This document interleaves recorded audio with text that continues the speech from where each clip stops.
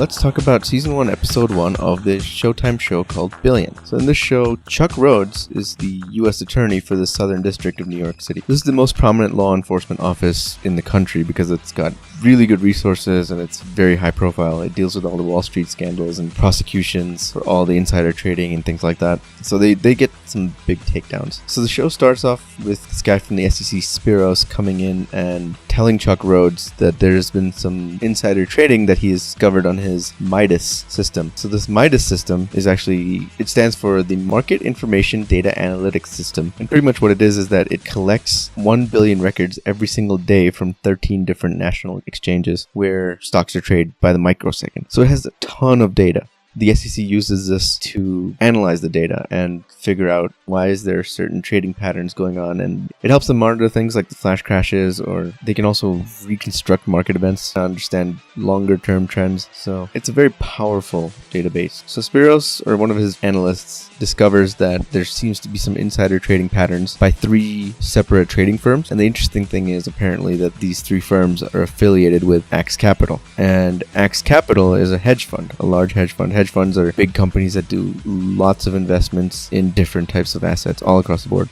And the guy who runs this hedge fund called Axe Capital is Bobby Axelrod. So at this point, the show cuts to a scene where Bobby Axelrod is sitting at a pizza joint with his wife, and I think the show is trying to show that he's kind of a good street level guy because he finds out that this pizza place has been under some financial difficulties with Lease, and the owner is trying to bring in some sort of falafel shop. So what he does is he locks the pizza guy into a new 20-year lease, and then whatever the overage or whatever the extra amount that the landlord was asking for, he's going to cover going forward. So it's just a way of showing that his roots are in the inner city and he's a rags to riches story. But then the next scene after that, they show Bobby Axelrod at Axe Capital, which is his hedge fund, at the headquarters in Westport, Connecticut. And they show a senior trader and his analyst asking Axe if they can buy into a stock because there's a deal, like a merger that's going to happen where some solar company is acquiring another solar company. And based on that deal, if it closes, it represents a 17% premium, meaning they'd make money right away. Axe agrees initially, but then the senior trader gives a tidbit of information about the chairman of the new entity. And this new piece of information is very surprising to Bobby, and he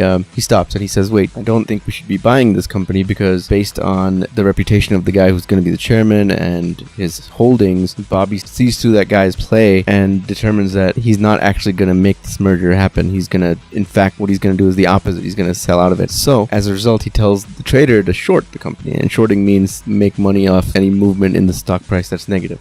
We can talk about shorting stocks later. There will be future episodes on deNotation about shorting stocks, but what this scene does is kind of shows that Bobby Axelrod, aka Axe, is a very sharp and astute financial guy who has the street smarts, which is something you can't learn in college. So he's essentially showing the Stanford Wharton analyst that regardless of pedigree, in order to make it in this world, you need to have some cunning and expertise and just have a different perspective on how you look at things. They then show a scene where Axe is handing out some scholarship money to 9/11 victims. I feel like there's going to be something more related to that coming up in future episodes, but for now we just know that Bobby's company was probably based in the Twin Towers, and he was out in some meeting, and he was the only one out in the meeting, so the rest of his partners were killed when the planes crashed. Then some things happen, and then they show Chuck Rhoades, the U.S. attorney, who's pretty much inspired by people like Preet, Bharara, and Elliot Spitzer, who were real-life powerful U.S. attorneys of the Southern District of New York. And they show him essentially throwing a family friend into jail for committing insider trading, even with his dad in the office asking him not to do it. So it shows that he is on the side of good and trying to reel in white-collar crime. The other thing that should be noted about Chuck Rhoades is that he's got a perfect record against Wall Street firms and taking down insider trading, 81-0. So any new crimes that he takes on,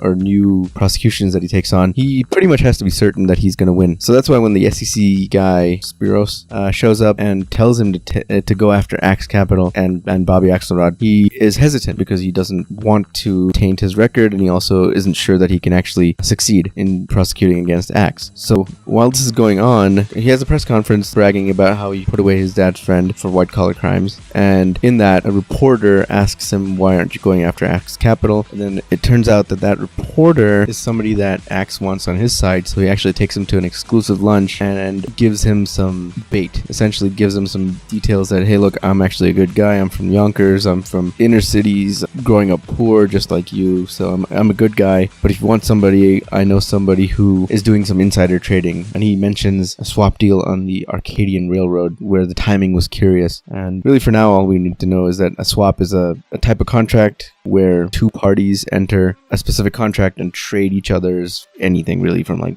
bonds to rates, because they can get a favorable outcome from the other person's contract over their own contract. Again, this is kind of complicated, and we'll talk about swaps in future deNotation episodes. We don't really know any details. Maybe there'll be more information in future episodes on this, and at that time we can talk about it, how it was working, the mechanism. But the reason Axe is doing this is to get back at this guy Stephen Birch, who's also a prominent Wall Street trader, apparently squeezed Axe on some HMO stocks. Essentially, he knew that Axe was short on some HMO companies like Humana and other ones, just healthcare insurance companies, and as a result, he kept raising the price by buying more and more stocks and increasing his position to raise the price. And as the price goes up, it gets harder and harder for the short sellers to keep holding onto their positions, so they need to get out of their short position in order to stop losing money. So let's call it a short squeeze. The last part of the episode really has two components to it. One is that Chuck Rhodes is still not going to pursue Axe. They have a quick confrontation where they call each other's bluff in saying that, oh, well, you're not going to prosecute me because you have 81 wins. And then Chuck Rhodes also goes and says to Axe that he shouldn't go buy $1 million mansion because that looks bad to the public. Pretty much the argument being that right now Axe is a good guy in the public's eye. He donates money to the firefighters of New York and has a plaque at Ground Zero and 9/11 Memorial. So he's seen in the public's eye as a good person, but at the end of the day, if he does glaring things that rich people do, such as buying mansions on beachfronts for like tens of millions of dollars, that will be bad publicity. And if the public is against him, that'll give Chuck Rhodes an in or an opening to try to start prosecuting him without getting an additional level of backlash. So that happens, and it seems like Axe has been considering buying this house, but then he meets with his house psychiatrist, this woman named Wendy, and she talks him out of it essentially by saying, you're being smart. But it turns out that